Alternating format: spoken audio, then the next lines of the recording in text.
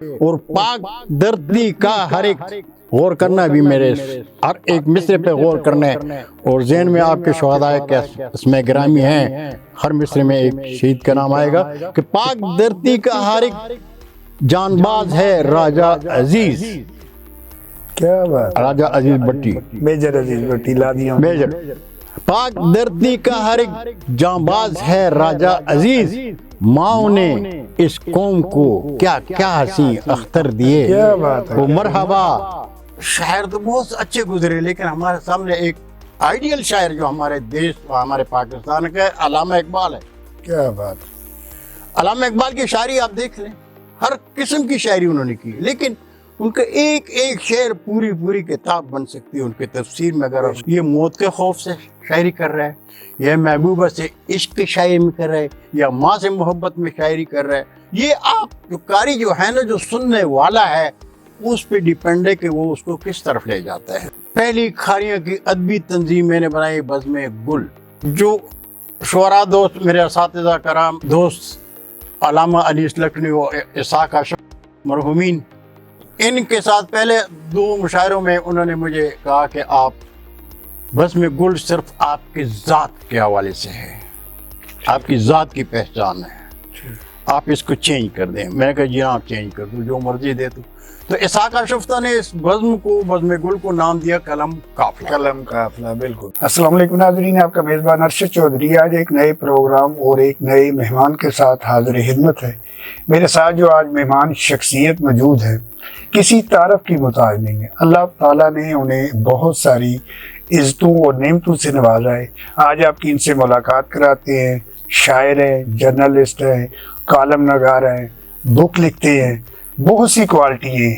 آپ کی ان سے ملاقات کراتے ہیں، ان سے بات کریں گے، آپ خود ہی اندازہ لگا لیں گے۔ ڈسٹرکٹ گجرات کے علاوہ تقریباً پورے پاکستان میں ان کا شاعری میں ایک نام ہے، ایک مقام ہے۔ آج آپ کی ان سے ملاقات کراتے ہیں جناب محترم سبحان الدین گل بخشالوی صاحب سے۔ السلام علیکم سر۔ جی وعلیکم السلام ارشد صاحب، کا کیسے مزاج ہے؟ شکر الحمدللہ، اللہ کی بڑی کرم نوازی ہے۔ سب سے پہلے تو میرے لیے یہ بڑے آنر کی بات ہے کہ آپ سے بات چیت کر رہا ہوں، اور آپ کی آمد کا بہت بہت شکریہ، بنڈل آف تھینکس۔ میرے لیے بھی بہت بڑا اعزاز ہے کہ آج میں آپ کے ARP نیوز میں آپ کے سامنے بیٹھا ہوں۔ ایک دفعہ پہلے بھی آیا تھا، جی جی، اور میں سمجھتا ہوں کہ ارشد صاحب آپ جو کام کر رہے ہیں، آپ ARP نیوز کے حوالے سے، جو معاشرتی زندگی میں شخصیات کے حوالے سے، مسائل کے حوالے سے بہت کام کر رہے ہیں، اور یقیناً لوگ پسند کرتے ہیں، اور میرے پاس جو بھی آپ کے پوسٹ آتی ہے میں اسے اپنے گروپوں میں شیئر کر دیتا ہوں۔ بہت بہت شکریہ ایک دفعہ پھر۔ تو پروگرام کی طرف آتے ہیں۔ سب سے پہلے تو مجھے یہ بتائیں، گل بخشالوی دنیا کی نظر میں ایک شاعر، رائٹر، جرنلسٹ ہے۔ گل بخشالوی کی نظر میں گل بخشالوی کون ہے؟ اس بارے میں کچھ ہمارے ناظرین کو بتائیں۔ ارشد بھائی، گل بخشالوی بذات خود میں کچھ بھی نہیں ہے، یہ مجھ پر میرے خدا اور محمد مصطفیٰ کی کرم نوازی ہے کہ آج میں دنیائے اردو ادب میں گل بخشالوی کے نام سے جانا اور پہچانا جاتا ہوں۔ میرا آبائی گاؤں بخشالی، ضلع مردان، خیبر پختونخوا، اس حوالے سے میں نے نام کے ساتھ اپنے شاعری تخلص میں گل کے ساتھ بخشالوی لفظ ہے، یہ میرے گاؤں کی پہچان ہے اور میرے خاندان کا اعزاز ہے۔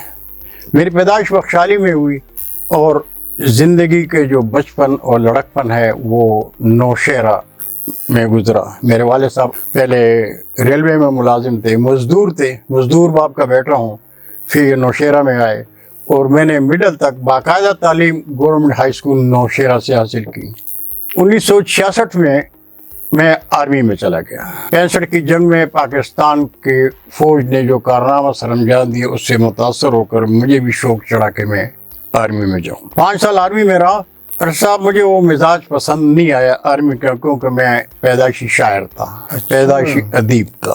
وہاں پر کچھ ایسی پابندی تھی جو میں برداشت میرے مزاج کے مطابق نہیں تھی، تو میں نے 1971 کی جنگ سے 6 ماہ پہلے استعفیٰ دے دیا اور میں واپس چھوڑ دی، وہاں سے چلا گیا۔ وہاں سے میں چلا گیا پاکستان آرڈیننس فیکٹری میں باعثیت چپراسی दफ्तरी भर्ती हो गया। अच्छा, वहाँ से एक मैगजीन निकलता था, वाह कारीगर। ठीक है। क्योंकि मैंने आज जैसे आपको कहा कि मैं पैदाइशी अल्लाह ताला की करम नवाजी मुश्किल की खुदादात सलाहियतें होती हैं, शायरी जो भी होती है आपके वजूद में। तो मैंने उसमें एक नज्म लिखी, एक मजमून लिखा जो शाया हुआ। तो मैं जिस ऑफिस के सामने बैठा, जिस दफ्तर के, उस दफ्तर के ऑफिसर साहब जिसके मैं पीएन था, उसने मुझे बुलाया कि ये मजमून आपका है, ठीक है। शायरी आपकी है। मैं कहा जी। तालीम कितनी है? मैं कहा जी मिडल हूँ। तो कहते यार आप तो इस तरह ज़िंदगी ज़ाया कर जाएंगे, मैं आप मैट्रिक कर ले, मैं आपको सपोर्ट करता हूँ और आप अच्छी मुलाजमत आपको मिल जाएगी, क्लर्क बन जाएंगे आप। तो मैं कहा जी मेरे पास वसाइल नहीं है पढ़ने के, मैं गरीब मजदूर के बाप का बेटा हूँ, मेरे पास तालीम के अखराजात नहीं है। उन्होंने कहा तमाम अखराजात मेरे ज़िम्मे। अच्छा, आप मैट्रिक कर लें। तो अंधी कुछ क्या चाहिए, 2 आंखें, मेरी तो ख्वाहिश भी थी। मैंने मैट्रिक का इम्तिहान दिया, आर्ट्स में फर्स्ट डिवीज़न में पास हुआ। माशाल्लाह। मेरी खुशी, मुझसे ज़्यादा खुशी मेरे वो ऑफिसर थे। तो उन्होंने उसी दिन जैसे ही मेरा रिज़ल्ट आ गया, मेरा ऑर्डर कर दिया, मैं क्लर्क बन गया। तो फिर उसने एक दिन मुझे दफ्तर में बुलाया कि यार कब तक आप क्लर्क रहेंगे, आप तरक्की करते जाएंगे, सिर्फ हेड क्लर्क बन जाएंगे, मुझे आगे तो नहीं बढ़, आप इस तरह कर लें कि साइंस में मैट्रिक पास कर ले, मैं आपको वीवर बनाए तो सुपरवाइजर बन जाएंगे आप। अच्छा। तो मैंने कहा जी बड़ी खुशी की बात है। मैंने दोबारा इम्तिहान दिया, अल्लाह की करम नवाजी थी, मैं दूसरी मतलब भी फर्स्ट डिवीजन में पास हो गया। मैट्रिक मैंने डबल मैट्रिक किया, लोग डबल एमए करते हैं, मैंने डबल मैट्रिक कर दिया। मैंने डबल मैट्रिक कर दिया। ठीक हो गया। नौकरी के मुलाजमत जो सुपरवाइजर की होती, उससे पहले ही जनरल ज़ियाउल हक ने मार्शल लॉ लगा दिया। ठीक है। और मैं पीपल्स पार्टी का जियाला था। ठीक है। तो जिस दिन मार्शल लॉ लगा उसी दिन मैंने वहाँ फैक्ट्री छोड़ी और मैं खारियाँ चलाया। खारियाँ में मेरे साला साहब, मेरी वाइफ के भाई का होटल था। और 1900 जब वहाँ से पहुँचा ज़ियाउल हक के पहले दिन के दौर इक़्तिदार से, तो उस वक़्त से लेकर मैं खारियाँ में मुकीम हूँ और यहीं का खारियाँ का होकर रह गया हूँ। ये मुख्तसर साहब का ये तारफ था और ये गुलबशालवी है। ये गुलबशालवी है। अब आ जाइए थोड़ा शायरी की तरफ। जी। कितना अरसा हो गया बाकायदा शायरी करते हुए? अरशद साहब, ये मैं जिस वक्त आर्मी में था उस वक्त जनरल अयूब खान के खिलाफ तहरीक चली, जुल्फ़िकार अली भुट्टो की। ठीक है। तो ऑर्डर नहीं थे आर्मी में किसी भी सियासी उसमें हिस्सा लेने के, लेकिन मैं पैदाइशी शायर था। ज़ाहिर। मैंने एक नज़म लिखी, पहली नज़म थी मेरी पश्तो में। अच्छा। और मैंने वो 2 माह की छुट्टी मैंने ली और मैं नौशहरा चला गया।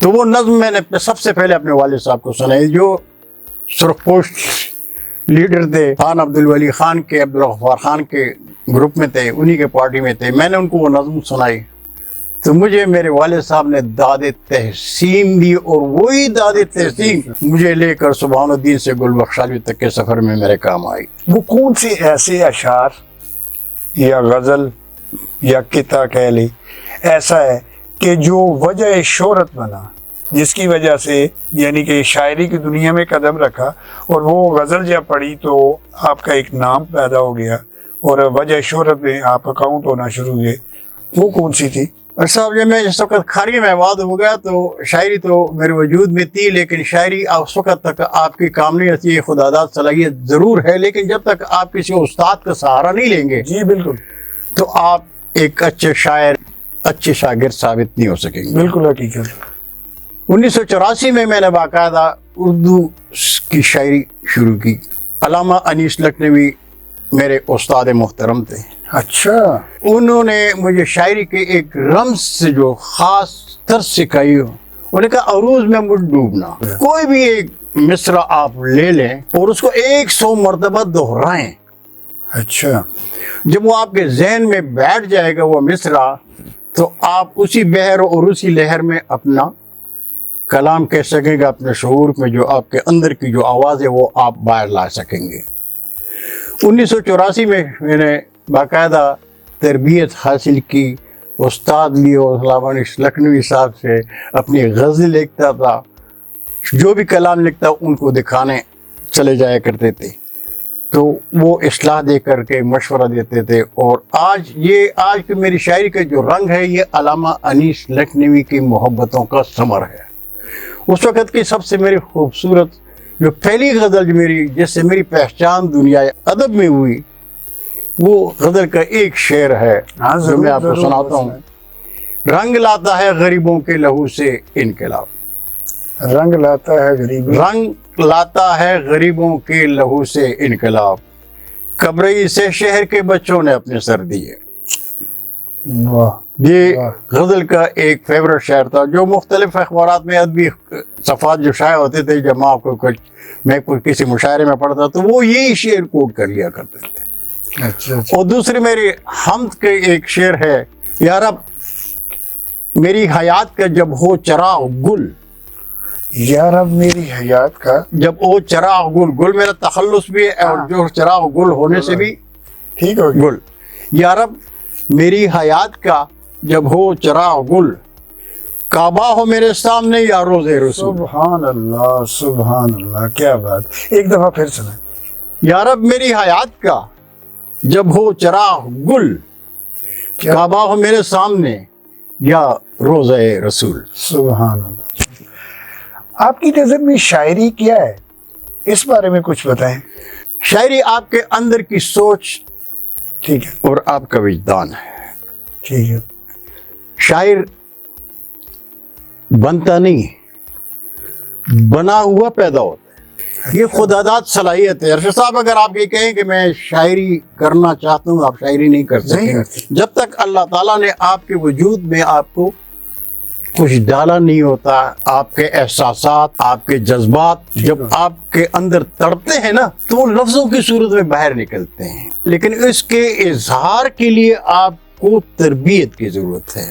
جب آپ شاعر بنتے ہیں، عام طور پر آج کے دور کی شاعری آپ دیکھ رہے ہیں، کچھ ہم شاعر دوست ہیں جب قافیہ اور ردیف ملا دیتے ہیں، مصرع لے کے دیتے ہیں. شاعری وہ چیز ہے جس میں شعریت ہو، جس کو کوئی بھی شاعر، کوئی بھی قاری آپ کا کلام پڑھے تو کچھ دیر کے لیے سوچے کہ آپ نے کہا کیا ہے اور اس کا مقصد کیا ہے. اور اس کا مقصد کیا ہے. جب تک وہ اس کی گہرائی میں جاتے، جب تک قاری آپ کے شعر اور اشعار اور کلام کی گہرائی میں جانے کی نہیں سوچتا تو سمجھو کہ آپ شاعر نہیں ہیں. شاعر نہیں، یعنی کہ آپ جو بھی پیش کر رہے ہیں نا اس کی کچھ مطلب ہونا چاہیے، اس کے اندر کوئی چیز ہونی چاہیے. غزل مقصد ہے کہ ہمارے سامنے جو ہے شاعر تو بہت اچھے گزرے، لیکن ہمارے سامنے ایک آئیڈیل شاعر جو ہمارے دیش، ہمارے پاکستان کا علامہ اقبال ہے.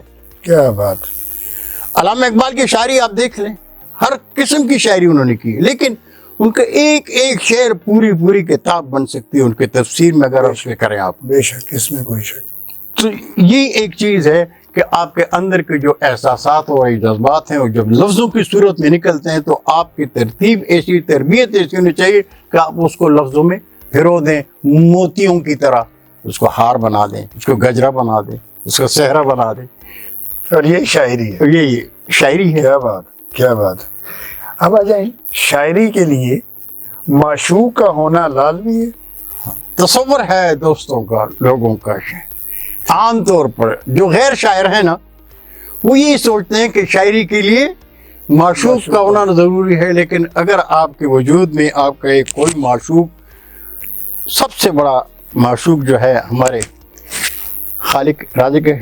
بے شک. جو رازق و خالق ہے ٹھیک. وہ ہمارا محبوب ہے. اس کے بعد خالق اور رازق کے بعد ہمارے محمد مصطفیٰ ہمارے محبوب ہیں. اور ان کے بعد ماں. کیا بات. سب سے بڑا میری پہلی محبت میرے خدا سے، ٹھیک ہو. محمد مصطفیٰ سے، اور اس کے بعد میری ماں ہے.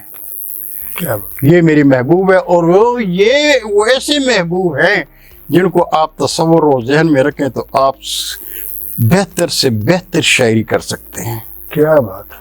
اس کے لیے کسی عام محبوبہ کی ضرورت نہیں ہوتی. ہاں دل پشاوری کرنے کے لیے ہم شاعر جو لوگ ہیں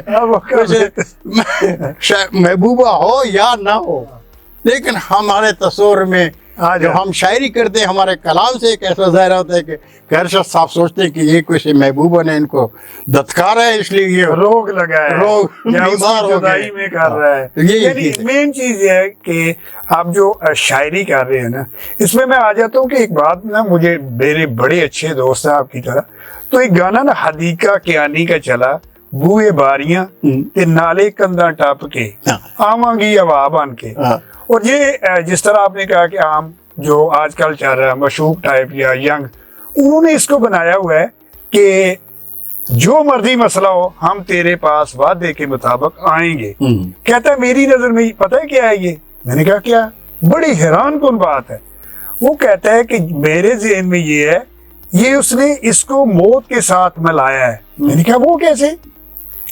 کہتا ہے دیکھو جب موت آتی ہے آپ دنیا کے کسی کنارے پہ چلے جائیں آپ دروازے بند کر لیں بوئے باریاں بند کر لیں اس نے آنا ہے. بات اصل میں یہ ہے بخشالوی صاحب کہ جب آپ کوئی بھی شاعری سنتے ہیں نا یہ آپ پہ ڈیپینڈ ہے اور آپ اس کو کس طرف لے کے جاتے ہیں. تو بات آپ کی میں وہی فالو کر رہا ہوں. اصل چیز یہ ہے کہ آپ نے دیکھنا یہ ہے کہ جو بندہ پیش کر رہا ہے وہ تو اپنی سوچ کے مطابق کر رہا ہے. آگے آپ نے یہ سمجھنا ہے یا دیکھنا ہے کہ میں نے دیکھنا ہے کہ یہ جو کہہ رہا ہے یہ کدھر جا رہا ہے. کیا بات اس کے محبوب کون ہے کس محبوب کو ذہن پر رکھ کر بالکل یہ موت کے خوف سے شاعری کر رہا ہے یا محبوبہ سے عشق کی شاعری میں کر رہا ہے یا ماں سے محبت میں شاعری کر رہا ہے. یہ آپ جو قاری جو ہے نا جو سننے والا ہے اس پہ ڈیپینڈ ہے کہ وہ اس کو کس طرف لے جاتا ہے. شاعر اپنے اندر کے جو احساسات ہیں اس کا اظہار کرتا ہے.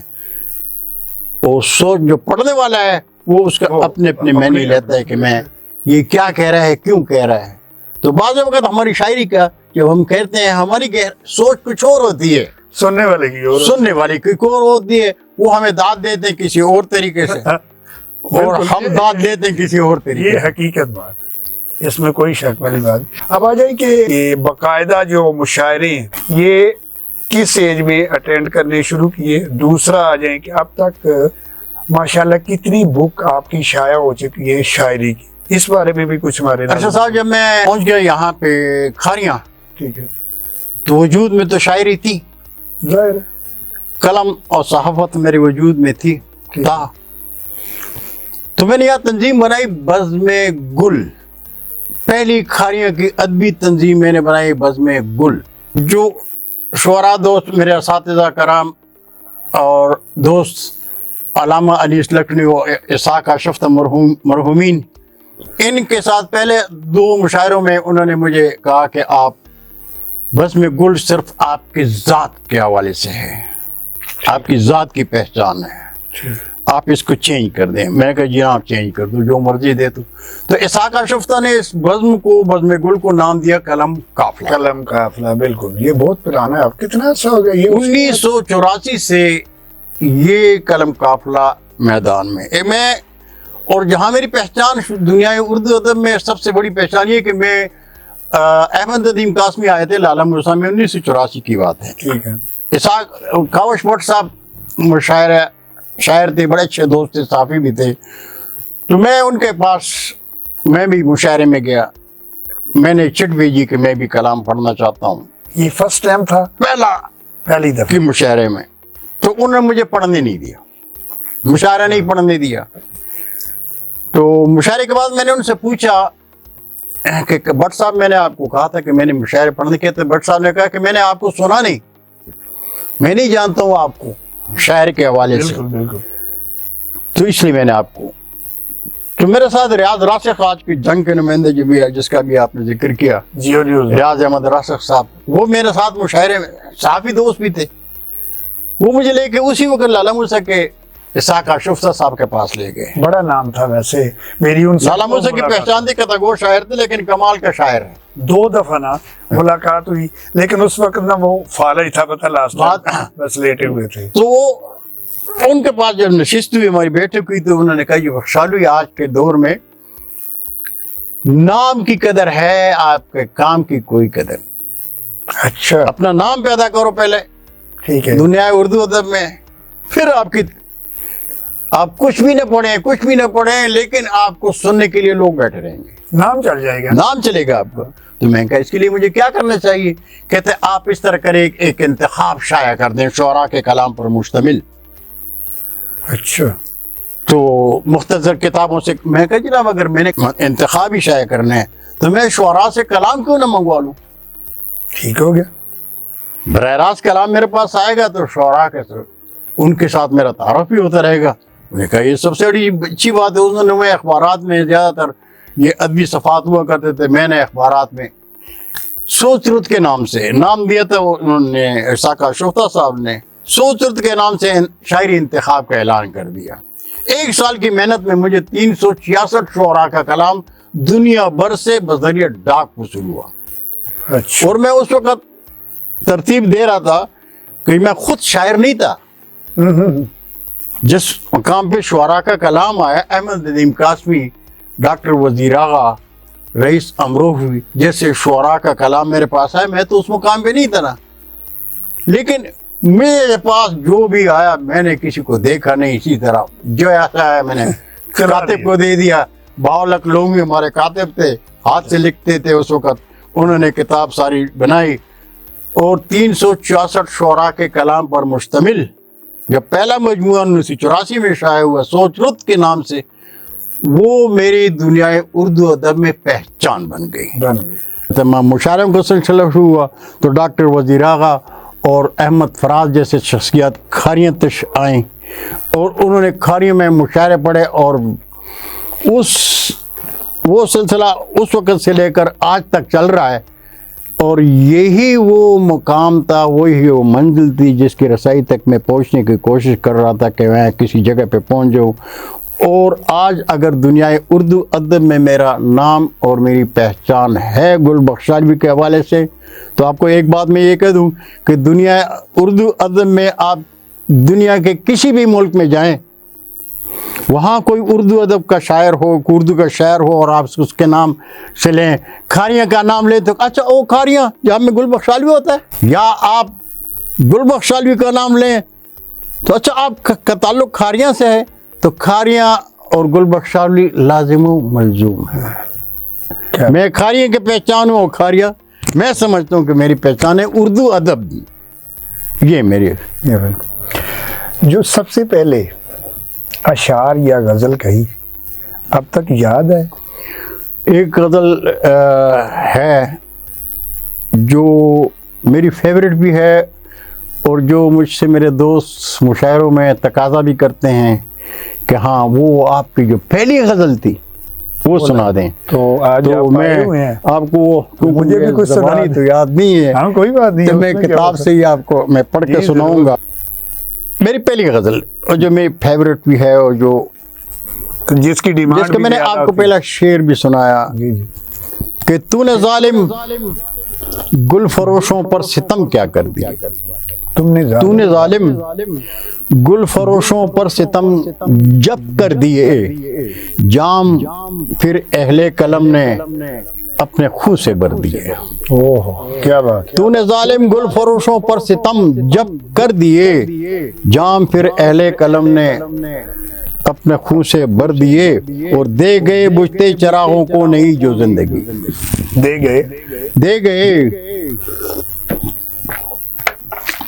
گئے بجھتے چراغوں کو نئی جو زندگی، تا ابد روشن رہیں گے دیش کے گر دیے، اور بد نصیبوں میں ہے شامل اپنے وہ اہل قلم، بد نصیبوں میں ہے شامل اپنے وہ اہل قلم، جو جلاتے ہیں یزیدوں کے لیے در پر دیے، کیا بات، جو جلاتے ہیں یزیدوں کے لیے در پر دیے، اور جگمگاتے ہیں فلک پر شب کی تاریکی میں وہ، جگمگاتے ہیں فلک پر شب کی تاریکی میں وہ، دیش کی تابندگی کو رب نے جو اختر دیے، دیش کی تابندگی کو رب نے جو اختر دیے، اور رنگ لاتا ہے شہیدوں کے لہو سے انقلاب، میں نے آپ کو پہلے کہا تھا غریبوں کے لہو سے انقلاب، یہاں پہ یہ میں نے اس مصرع کو اس لفظ کو چینج کر دیا ہے کہ رنگ لاتا ہے شہیدوں کے لہو سے انقلاب، دین کو ابن علی نے گل 72 سر دیے۔ کیا بات، کیا بات۔ یہاں پر میدان کربلا کے ذہن میں آیا اور وہاں پہ میں نے یہ لفظ چینج کر دیا تھا، مصرع چینج کہ رنگ لاتا ہے شہیدوں کے لہو سے انقلاب، دین کو ابن علی نے بھی 72 سر دیے۔ اور اس کے غزل کا آخری شعر کہ دیش کے مردہ ضمیروں، دیش کے مردہ ضمیروں اور غداروں نے گل، دیش کے مردہ ضمیروں اور غداروں نے گل کس قدر روشن دیے اس دیش میں گل کر دیے۔ کیا بات، کیا بات۔ کس قدر روشن دیے اس دیش میں گل کر دیے۔ جب شاعری شروع کی اس بارے میں بتائیں، کچھ تو آپ نے پہلے بھی بتا دیا کہ میں ایک مشاعرے پہ گیا تو انہوں نے یہ کیا، ظاہر ہے وہ بھی ایک نئے بندے کے لیے بڑا زیادہ ہوتا ہے، تو اس کے علاوہ جب شاعری شروع کی کن کن مشکلات یا مسائل کا سامنا کرنا پڑا، اس کے بارے میں بھی کچھ ہمارے ناظرین کو بتائیں۔ ارشد صاحب، اگر میں یہ کہوں کہ دور حاضر میں منافقت، اچھا آپ کے شعبے میں بھی ہے؟ ہمارے اردو ادب کے اس دور میں کچھ ایسے متشاعر لوگ پیدا ہوئے ہیں، ٹھیک ہے، جو شاعر نہیں ہیں، جو خود کو شاعر کہتے ہیں، ہیں نہیں لیکن خود کو شاعر کہتے ہیں۔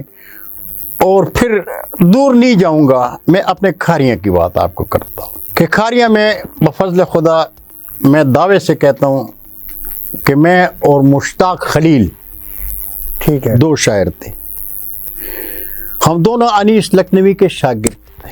اچھا، 1984 سے لے کر 2072 تک میں نے کھاریاں میں اردو ادب کے گلشن کو سجایا، سیراب کیا اور ابھی تک سجائے رکھا ہوں۔ لیکن کچھ دوست جو میں سمجھتا ہوں کہ میرے شاعری کی قد سے یا میری کلمی پہچان کی قد سے کچھ بغض رکھتے ہیں، کچھ حسد رکھتے ہیں، ٹھیک ہو گیا، وہاں پر وہ الگ راستے ہو گئے، مجھ سے دوسرے طرف چلے گئے۔ تو یہ جو خود متشاعر لوگ ہیں نا، ٹھیک ہے، اردو ادب میں سب سے بڑا ہمارا جو آج کا نقصان ہے، کم نہ صرف میں اپنی بات کروں گا، پورے پاکستان میں، کہ جو بھی 2 شعر کہہ دیتے ہیں نا، وہ استاد شاعر بن جاتا ہے اور پھر وہ دوسرے کو اپنے سے کم تر سمجھتے ہیں۔ لیکن میں آپ کو یہ کہہ دوں کہ شاعر کے لیے جب تک شاعر کو استاد کا سہارا نہیں ہوگا، شاعر کبھی بھی بہتر شاعر نہیں بن سکتا۔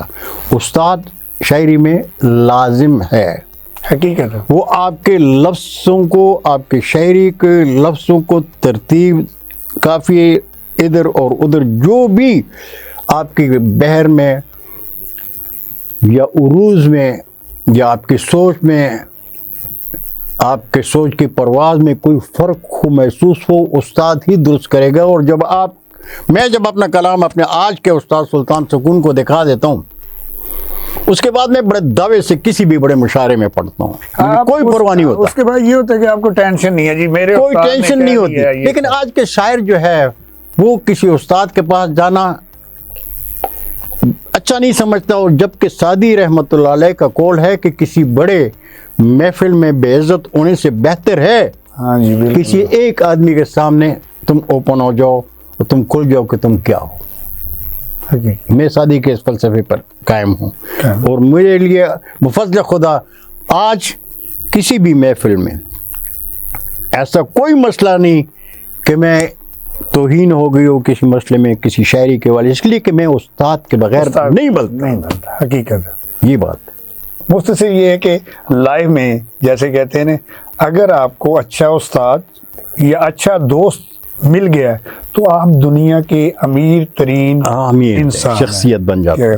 اور دوسری بات آپ دیکھتے ہیں نا، کوئی بھی کام آپ نے کرنا اس کی گائیڈ لائن کے لیے اگر آپ کے پاس پرفیکٹ استاد ہے تو آپ زندگی کے کسی شعبے آپ کو مقصد کہ ڈاؤٹ نہیں رہے گا نا کسی جگہ پہ، آپ کو پریشانی نہیں ہوگی کہ ہاں میں یہ کہوں گا ایسے کو یہ لفظ میں نے غلط کو. اور دوسری سب سے بڑی بات ہے کہ میں ہوں پٹھان. ٹھیک ہے، ہماری سب سے بڑی کمزوری ہوتی ہے کا کے کی. ہم ہے نا یہاں پہ بہک جاتے ہیں، اردو پشتو بولتے ہیں لیکن اردو کی محبت ہے کہ اردو بول لیتے ہیں. اب آ جائیں تھوڑا ذاتی لائف کی طرف. ماشاءاللہ کتنے بچے ہیں؟ میرے ایک بیٹی ہے اور 2 بیٹے ہیں. میرڈ ہیں؟ سب اپنا بزنس کرتے ہیں؟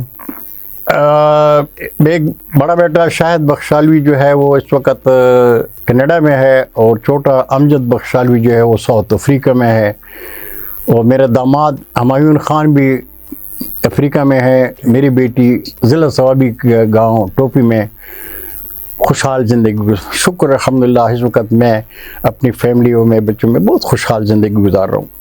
اتنی زیادہ شہرت، پرموشن، تو کبھی ذہن میں آیا ہے کہ یا کوئی بچہ ایسا ہے جو شاعری طرف رغبت رکھتا ہو یا ان کا کوئی اپنا ہی ہے؟ میں آپ کو ایک بات بتا دوں کہ میرے چھوٹا بیٹا جو ہے امجد بخشالوی، ٹھیک ہے، اس کی شاعری میں دلچسپی ہے. کافی میں اس نے کوئی منتخب اشعار نوٹ کیے ہیں لیکن شاعر کوئی نہیں ہے، بلکہ میرے خاندان میں بھی کوئی دوسرا شاعر نہیں ہے. اچھا، میرے خاندان میں بھی کوئی دوسرا ادیب و صحافی نہیں ہے. اچھا، یہ شکر ہے خدا کا، یہ نعمت سرفراز میرے والد کے جو ہے، یہ اس نعمت سے اللہ تعالیٰ نے مجھے ہی سرفراز کیا ہے. بڑی بات ہے، بڑی بات. گل بخشالوی کو کن باتوں پہ زیادہ غصہ آتا ہے؟ منافقت پہ، جھوٹ پہ.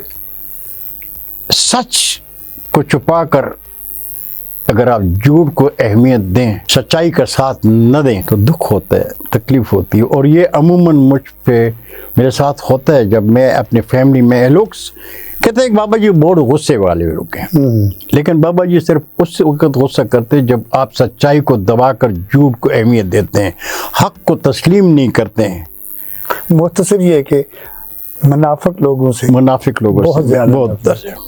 گل بخشالوی اگر آج جرنلسٹ، کالم نگار، شاعر نہ ہوتے تو کیا ہوتے؟ تو گل بخشالوی نہ ہوتا.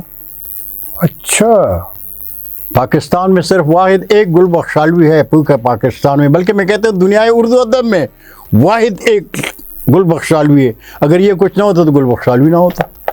ٹھیک ہے، آپ سے بات کر رہا ہوں، دل نہیں کر رہا کہ پروگرام کا اینڈ کریں. اتنی مزیدار، اتنی دلچسپ باتیں آپ نے کی ہے، بڑا دل کر رہا ہے. یقین مانے میں یہ تہہ دل سے کر رہا ہوں اور آپ کا شکریہ بھی ادا کرتا ہوں. لاسٹ پہ کون سی کوئی ایسی غزل یا اشعار؟ ارشد صاحب میں آپ کو ایک نظم اپنی سناتا ہوں. افواج پاکستان میں رہ چکا ہوں 5 سال. ٹھیک ہے. افواج پاکستان سے میں محبت بھی کرتا ہوں، سیاست سے ہٹ کر. ٹھیک ہو گیا. قوم اور قومیت کے حوالے سے بات کروں گا کہ ہمارے پاکستان کی شان اور پہچان افواج پاکستان ہے. بے شک اس میں کوئی شک والی بات نہیں. سیاست کو چھوڑ دیں. بحثیت پاکستانی آپ اگر تسلیم کر لیں تو ہمارے پاکستان کی شان اور پہچان افواج پاکستان ہے. اور اس سلسلے میں جو ہمارے 11 نشان حیدر جن شہداء نے حاصل کی افواج پاکستان کی، میں نے ایک نظم کہی 6 ستمبر. اچھا. اور 6 ستمبر کے اس نظم میں آپ کو میں ابھی پڑھ کے سناتا ہوں. تمام شہداء نشان حیدر جنہوں نے حاصل کیے ان کے اسماء گرامی میں نے اپنے شعروں میں مصروں میں پروئے ہوئے ہیں. دین کو ابن علی نے گل 72 سر دیے. کیا بات. دین کو ابن علی نے گل 72 سر دیے. آؤ اب ہم بھی جلائیں اپنے اپنے گرد دیے. آؤ اب ہم بھی جلائیں اپنے اپنے گرد دیے. اور 6 ستمبر کو وطن کی نظر کرنے کے لیے 6 ستمبر کو وطن کی نظر کرنے کے لیے بھائی بہنوں نے دیے، ازواج نے شوہر دیے، کیا بات، اور گونج اٹھی جب فضائیں نعرے تکبیر سے، سورماؤں نے سبھی اپنے دیے گل کر دیے، سورماؤں نے سبھی اپنے دیے گل کر دیے، اور جو بھی جس کے پاس تھا کرتا گیا نظر وطن، ماؤں بہنوں بیٹیوں نے اپنے سب زیور دیے، ماؤں بہنوں بیٹیوں نے اپنے سب زیور دیے، اور پاک دھرتی کا ہر ایک، غور کرنا بھی میرے ہر ایک مصرے پہ غور کرنا ہے، اور ذہن میں آپ کے شہداء کے اسماء گرامی ہیں، ہر مصرے میں ایک شہید کا نام آئے گا، کہ پاک دھرتی کا ہر ایک جان باز ہے راجہ عزیز، کیا بات، راجہ عزیز بٹی، میجر عزیز بٹی لادیاں، میجر، پاک دھرتی کا ہر ایک جان باز ہے راجہ عزیز، ماؤں نے اس قوم کو کیا کیا حسین اختر دیے، کیا بات ہے، وہ مرحبا صد مرحبا شبیر اکرم اور سوار، مرحبا صد مرحبا شبیر اکرم اور سوار، جان و تن اپنے وطن کی سرحدوں پر دھر دیے، جان و تن اپنے وطن کی سرحدوں پر دھر دیے، اور سرحدیں محفوظ ہیں، محفوظ شہید، سرحدیں محفوظ ہیں منحاس کیا بات، جذبوں کے طفیل، کیا بات، سرحدیں محفوظ ہیں منحاس جذبوں کے طفیل، جب تلک روشن ہے میرے دیش کے سرور دیے، کیا بات ہے، کیا بات، جب تلک روشن ہے میرے دیش کے سرور دیے، اور یاد میں اپنے مہکتے گل ہیں لالک جان سے،